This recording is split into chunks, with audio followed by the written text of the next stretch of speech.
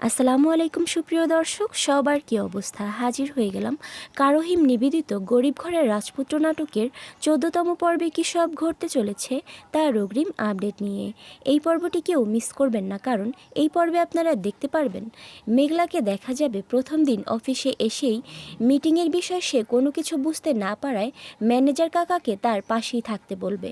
অনেককে দেখা যাবে সে শামিলা বিল্ডার্সের সাথে তাদের প্রজেক্টটা ডিল করানোর জন্য মিটিংয়ে আসলে তখন মেঘলাকে মিটিংয়ের জায়গায় দেখে সে অনেক বেশি অবাক হয়ে যাবে। তখন মেঘলা এখানে কি করছে এবং সে মেঘলার সামনে বসে মিটিং করবে না বললে তার বিহেভিয়ার দেখে ম্যানেজার কাকা মেঘলার অর্ডারেই তাদের ডিলটা ক্যান্সেল করে দিবে।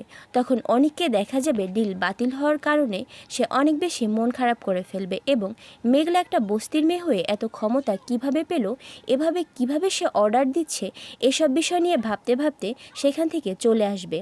ওইদিকে অনেকের চাচি ও চাচাতো বোনকে দেখা যাবে টাকার অভাবে দোকানে গিয়ে তারা কসমেটিক্স চুরি করার দায়ে দোকানদার তাদের রাস্তায় হেনস্থা করতে থাকবে। আর এটা মেঘলা দেখে ফেললে পরবর্তীতে মেঘলা তাদের জরিমানা দিয়ে ওখান থেকে চলে আসবে। মেঘলার এত পরিবর্তন ও ক্ষমতা দেখে তারা সবাই অনেক বেশি অবাক হয়ে যাবে। আর অন্যদিকে আপনারা দেখতে পারবেন বৃষ্টির বাবার কথা অনুযায়ী অনেককে দেখা যাবে মেঘলা এত ক্ষমতার উৎস কোথা থেকে পেল সেটা জানতে অনেক তাদের বস্তিতে যাবে এবং মেঘলাকে গিয়ে কেন তাদের প্রজেক্টটা বাতিল করানো হলো সেটার জন্য সে মেঘলার কাছে কৈফিয়ত চাইতে থাকবে।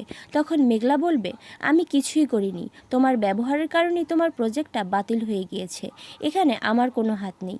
এই বলে সে অনেককে অপমান করে তাদের ওখান থেকে তাড়িয়ে দিবে। পরবর্তীতে অনেককে দেখা যাবে মেঘলার আসল পরিচয় এবং তার এত ক্ষমতার উৎস কোথায় সেটা সে খুঁজে বের করার জন্য অস্থির হয়ে উঠবে। আর এছাড়াও থাকছে আশ্চর্য সকল ঘটনা। সুতরাং সবাইকে গরিব ঘরের রাজপুত্র নাটকের আগামী পর্ব দেখার আমন্ত্রণ রইল। ধন্যবাদ।